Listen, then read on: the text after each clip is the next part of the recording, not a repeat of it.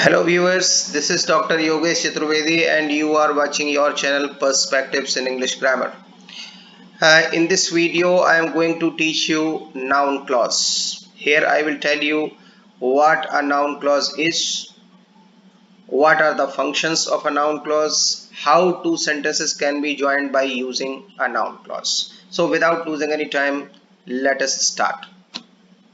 First of all, see the definition of a noun clause.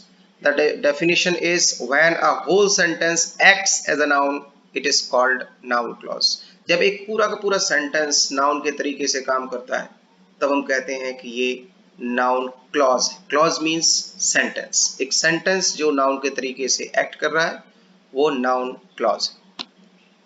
जरा example देखते हैं. First example देखिए. That the English defeated the French in the battle of Waterloo is known to all. ये जो red colour में लिखा हुआ part है ये नाउन क्लॉज है. क्यों है? क्योंकि ये पूरा पार्ट दैट से ज्वाइंड है. दैट आपका कंजंक्शन है और ये यहाँ आकर के इसका सेंस पूरा होता है. तो ये पूरा का पूरा सेंटेंस इज नोन का सब्जेक्ट और सब्जेक्ट बनना एक नाउन का काम है. इसलिए ये क्या है? Noun clause. और जो ब्लू कलर में लिखा हुआ पार्ट है ये आपका मेन क्लॉज. एक और एग्जांपल देखते हैं. I asked him why he was hopping so awkwardly. तो देखिए ये why he was hopping so awkwardly, this part is a noun clause और ये आस्क्ड का ऑब्जेक्ट है. आस्क के टू ऑब्जेक्ट्स हैं. एक आपका हिम है, ये आपका इनडायरेक्ट ऑब्जेक्ट है और ये नाउन क्लॉज डायरेक्ट ऑब्जेक्ट का काम करती है. ठीक है, तो हमने देख लिया ऑब्जेक्ट बनना भी नाउन का काम है. इसका मतलब है ये नाउन की तरह काम कर रहा है तो नाउन क्लॉज. देखते हैं कि जैसे हम टू सेंटेंसेस की ज्वाइनिंग नाउन क्लॉज के थ्रू कर रहे होते हैं तो फिर जो सेंटेंस नाउन क्लॉज की तरह हम यूज करते हैं वो सेंटेंस हमें मिलता किस फॉर्म में है हम ये देखते हैं. तो अगर हम फॉर्म की बात करें तो नाउन क्लॉज की तरह जिस सेंटेंस को हमें यूज करना होता है वो हमें basically either of the two forms में से मिलता है. ये तो वो स्टेटमेंट होगा या फिर क्वेश्चन होगा. नाउन क्लॉज या तो क्वेश्चन होती है या नाउन क्लॉज कोई स्टेटमेंट होती है. अब स्टेटमेंट के भी टू टाइप्स हो सकते हैं. एक हो सकता है कंप्लीट स्टेटमेंट, एक हो सकता है इनकम्प्लीट स्टेटमेंट. और क्वेश्चन भी टू टाइप्स का हो सकता है. एक यस नो टाइप क्वेश्चन और एक आपका WH क्वेश्चन. ये मैंने फॉर्म बताए क्यों है, आखिर इसका मेन एम क्या है? मेन एम मेरा ये है क्योंकि आगे प्रॉब्लम ये आएगी कि नाउन क्लॉज को हम किस कनेक्टिव से ज्वाइन करें. तो कनेक्टिव कैसे डिसाइड होगा? कनेक्टिव डिसाइड करने के लिए ये जानना हमारे लिए बहुत जरूरी है. अगर नाउन क्लॉज बनने वाला सेंटेंस एक कंप्लीट स्टेटमेंट है तो फिर वो दैट से ज्वाइन होगा. अगर वो इनकम्प्लीट है तो फिर वो किसी WH वर्ड से ज्वाइन होगा. अभी हम आपको बता रहे हैं कि कैसे ये डिसाइड होगा कि किस WH वर्ड का यूज किया जाए. अगर यस नो टाइप क्वेश्चन होगी नाउन क्लॉज तो फिर वो इफ या वेदर से ज्वाइन होगी. और अगर WH क्वेश्चन होगी तो आपको किसी कंजंक्शन की जरूरत नहीं है. उस WH क्वेश्चन में जो WH वर्ड आया होगा वही उसको ज्वाइन करेगा. आपको बाहर से किसी कंजंक्शन की जरूरत नहीं है. अब बात करते हैं इनकम्प्लीट स्टेटमेंट की. तो देखो इनकम्प्लीट स्टेटमेंट कैसे होते हैं. जैसे मैंने कहा कि somebody has stolen my watch, किसी ने मेरी वॉच को चुरा लिया. तो अब किसने चुराया उसका नेम जो है एम्बिगुअस है. तो अगर किसी स्टेटमेंट में कोई ऐसा वर्ड आया है जो किसी मीनिंग को एम्बिगुअस बना रहा है, हाइड कर रहा है, क्लियरली उसको नहीं बता रहा, तो वो वर्ड उस स्टेटमेंट को इनकम्प्लीट बना रहा है, इनकम्प्लीट स्टेटमेंट बना रहा है. तो इसमें देखिए समवन या समबडी जो भी यूज मैंने अभी किया ये इनकम्प्लीट बना रहा है. फिर मैंने कहा I am going somewhere today. तो अब समवेयर में प्लेस की इंफॉर्मेशन एम्बिगुअस, तो समवेयर उसको इनकम्प्लीट. तो जो वर्ड इनकम्प्लीट बना रहा हो स्टेटमेंट को उसे हटा देते हैं और उसके लिए जो अप्रोप्रिएट क्वेश्चन वर्ड होगा यानी WH वर्ड होगा उससे ये नाउन क्लॉज ज्वाइन की जाती है. चलिए आगे बढ़ते हैं. आगे देखते हैं क्या है, इसके फंक्शंस देखते हैं. तो फंक्शंस में सबसे पहले आप देखिए noun clause works as a noun in 5 ways. वैसे तो नाउन के तो 7 फंक्शंस होते हैं तो सारे फंक्शंस तो ये नहीं करता, लेकिन नाउन के तरीके से ये 5 वेज में नाउन क्लॉज काम करती है. फर्स्ट फंक्शन क्या है? Subject of a verb. देखिए सब्जेक्ट ऑफ अ वर्ब में हम आपको हर तरीके के एग्जांपल्स देंगे। तो पहला एग्जांपल देखिए, ही is speaking the truth, it is quite clear. अब देखो कैसे पता करते कौन नाउन का काम कर रहा है। जैसे लिखा हुआ ही इज स्पीकिंग द ट्रुथ, वो सच बोल रहा है। इट इज क्वाइट क्लियर, ये बिल्कुल क्लियर है। तो इट का मतलब है ये क्या है, क्या क्लियर है, he is speaking the truth. तो यहां पता चलता है कि it stands for this whole sentence. तो जब ये इट इस पूरे सेंटेंस के लिए स्टैंड कर रहा है तो इसका मतलब इट और इस सेंटेंस का फंक्शन भी एक है। तो इट का फंक्शन क्या है, इसका सब्जेक्ट है। इसका मतलब ये पूरा सेंटेंस सब्जेक्ट की तरह बिहेव कर रहा है, तो ये नाउन क्लॉज होगी। अब ज्वाइनिंग की बात आई, तो ज्वाइनिंग में हम देखेंगे ये सेंटेंस जो नाउन का काम कर रहा है ये क्वेश्चन है या स्टेटमेंट है, तो स्टेटमेंट है। और जब स्टेटमेंट है तो कंप्लीट है या इनकम्प्लीट है, तो इसमें कोई ऐसा वर्ड नहीं है जो मीनिंग को एम्बिगुअस बना रहा हो, इसलिए ये कंप्लीट स्टेटमेंट है, दैट से ज्वाइन होगा। अब नाउन क्लॉज एक सब ऑर्डिनेट क्लॉज है, और सब ऑर्डिनेट क्लॉज कंजंक्शन से ही स्टार्ट होती है, तो उसके स्टार्टिंग में कंजंक्शन होना चाहिए। तो दैट कहाँ आएगा, यहाँ। और ये पूरा सेंटेंस दैट लगा के कहाँ आएगा, इट के जगह पे, इट हट जाएगा, क्या हो जाएगा, देखिए जरा, that he is speaking the truth is quite clear. ठीक है, एक और एग्जांपल लेते हैं। Why does she misbehave with all? This is a mystery. वो सभी के साथ मिसबिहेव क्यों करती है, ये एक मिस्ट्री है। क्या एक मिस्ट्री है, कि वो सभी के साथ मिसबिहेव क्यों करती है, ये मिस्ट्री है। So this stands for this whole sentence, और दिस क्या है, इसका सब्जेक्ट, यानी ये सेंटेंस क्या काम कर रहा है, सब्जेक्ट का, यानी नाउन क्लॉज। तो दिस को हटा देंगे, यहां इसको लाएंगे। लेकिन एक और ध्यान रखना होता है कि जब नाउन क्लॉज कोई सेंटेंस बनता है तो उसे लिखा जाता है स्टेटमेंट के वे में। देखो अभी ये क्वेश्चन के वे में लिखा हुआ है, क्वेश्चन का वे क्या होता है, question word, then helping verb, then subject, then main verb. Statement का क्या होता है, स्टेटमेंट में सब्जेक्ट के बाद में हेल्पिंग वर्ब या वर्ब आती है। अब अगर ये स्टेटमेंट बनेगा तो इसमें नॉट तो है नहीं, तो अफर्मेटिव स्टेटमेंट बनेगा तो डज आएगा ही नहीं। अफर्मेटिव स्टेटमेंट में तो क्या करेंगे, why she misbehaves, एस लग जाएगा इसमें, why she misbehaves with all is a mystery। जरा देखिए कैसे बनाएंगे, why she misbehaves with all is a mystery। और इसीलिए देखो यहां हमने फुल स्टॉप लगाया, क्यों, क्योंकि नाउन क्लॉज क्वेश्चन है।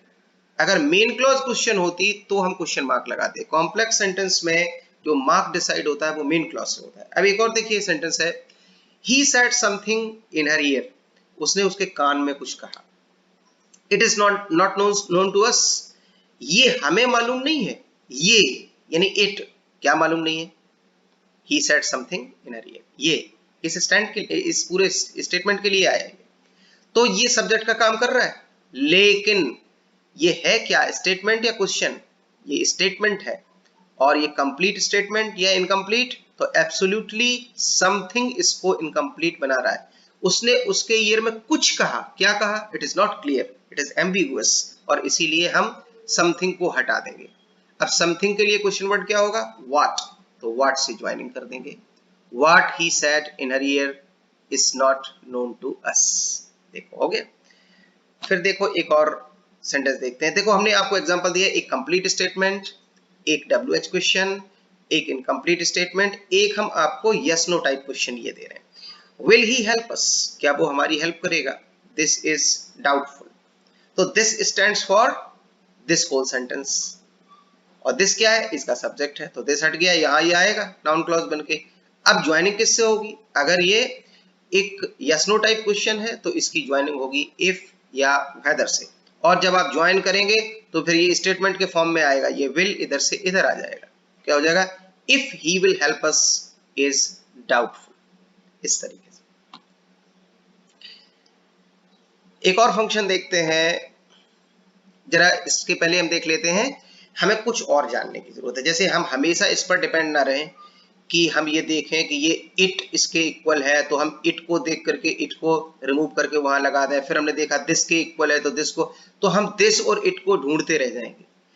कुछ सेंटेंसेस ऐसे होंगे जहां आपको ये चीजें नहीं मिलेंगी, तो वहां आपको कैसे जानना है कहां हमें यूज करना है नाउन क्लॉज को, कौन सा सेंटेंस नाउन क्लॉज, इसके लिए ये हमें जानना बहुत जरूरी है। जैसे टेल है, टेल वर्ब टू ऑब्जेक्ट्स के साथ में एग्री करती है। आस्क वर्ब है वो टू ऑब्जेक्ट्स के साथ में एग्री करती है। इन्फॉर्म के टू ऑब्जेक्ट्स होते हैं। कैसे? जैसे आप कोई बात इन्फॉर्म करेंगे वो बात ऑब्जेक्ट होगी, और किसी पर्सन को इन्फॉर्म करेंगे वो पर्सन भी इन्फॉर्म का ऑब्जेक्ट होगा। आस्क किसी पर्सन से पूछेंगे वो पर्सन आस्क का ऑब्जेक्ट होगा, और जो बात पूछेंगे वो भी आस्क का ऑब्जेक्ट होगी।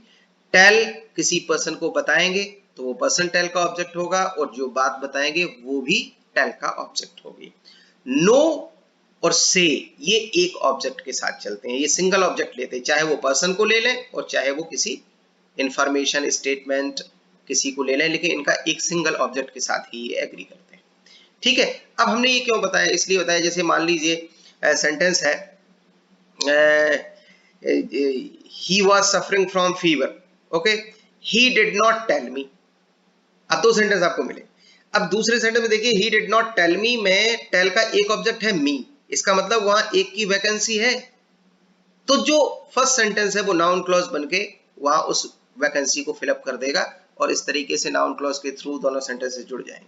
कैसे हो जाएगा कि he did not tell me that he was suffering from fever। तो इस तरीके से हमें ये भी जानना जरूरी है, ये बहुत इंपॉर्टेंट है। जरा और देख लेते हैं ये, जैसे देखिए एक और फंक्शन, सेकंड फंक्शन है ऑब्जेक्ट ऑफ अ वर्ब। तो ऑब्जेक्ट ऑफ अ वर्ब के भी हम कुछ फंक्शंस देखते हैं। जैसे देखिए ऑब्जेक्ट ऑफ अ वर्ब में क्या है कि जैसे he will soon recover, the doctor says so, वो जल्दी रिकवर हो जाएगा, डॉक्टर ऐसा कहता है। कैसा कहता है? he will soon recover। तो so is equal to the previous sentence, और so क्या है? says का ऑब्जेक्ट है, तो फिर so हट जाएगा और वहां पर ये सेंटेंस आ गया, the doctor says that he will soon recover। आगे देखो, where did he leave his money back, the police officer asked him। देखो यहां आपको ना this मिला, ना आपको it मिला, ना so मिला, कुछ नहीं मिला। अब देखिए where did he leave his money back, the police officer asked him। तो ask का एक ऑब्जेक्ट मिला है him, यानी एक की वैकेंसी यहां है, तो ये वाला सेंटेंस जो प्रीवियस सेंटेंस है where did he leave his money back, ये सेंटेंस आपका यहां जाके नाउन क्लॉज बन के ज्वाइन हो जाएगा, और हमें कंजंक्शन की कोई जरूरत नहीं होगी क्योंकि ये WH क्वेश्चन है और इसमें ये वर्ड ही कनेक्टर का काम करने लगेगा। हाँ, इतने पार्ट को स्टेटमेंट की तरह लिखना पड़ेगा, तो ये एक अफर्मेटिव स्टेटमेंट बनेगा, इसलिए अफर्मेटिव स्टेटमेंट में डिड आएगा नहीं, सेकंड फॉर्म आएगा। तो क्या होगा? The police officer asked him where. हाँ, एक और बात होती है कि अगर मेन क्लॉज हमारी पास्ट की हो तो इधर टेंस चेंज करना पड़ता, तो सिंपल पास्ट से हमें पास्ट परफेक्ट करना पड़ेगा, जैसे हम डायरेक्ट इनडायरेक्ट में करते हैं। तो हमें यहाँ फिर ये टेंस चेंज करना पड़ा, where he had left his money bag. She is doing something, देखो इनकम्प्लीट स्टेटमेंट दिया मैंने। She is doing something, nobody knows it, तो इट के इक्वल है, तो इट को हटा देंगे, नोज का ऑब्जेक्ट बन जाएगी ये, तो नोबडी नोज दैट, नहीं दैट नहीं आएगा, सॉरी समथिंग आया हुआ है, समथिंग को रिमूव करेंगे, व्हाट से ज्वाइनिंग करेंगे, nobody knows what she is doing, incomplete statement है ये। फिर देखिए आगे एक और मैंने आपको एग्जांपल दिया है जो WH क्वेश्चन है, when will he come back from Mumbai, I asked him. तो देखिए हिम एक ऑब्जेक्ट है, आस्क का एक और ऑब्जेक्ट आपको चाहिए, तो ये बन जाएगा, लेकिन ये विल जो है वो यहां आ जाएगा। व्हेन कनेक्टर का काम करने लगेगा, हमें बाहर से कोई कनेक्टर लाने की जरूरत नहीं है। I asked him when he would, ये विल नहीं होगा, ये वुड हो जाएगा, टेंस चेंज करना पड़ेगा, ये आस्क्ड है तो ये वुड हो जाएगा, ये बाई मिस्टेक, प्रिंटिंग मिस्टेक है ये सॉरी टाइपिंग मिस्टेक है, तो टाइपिंग मिस्टेक की वजह से ऐसा हो गया। Okay guys, thank you। I will tell you the rest of the functions of noun clause in the next video, so stay connected with me। Thank you for watching this video, and the next video on noun clause will come very soon।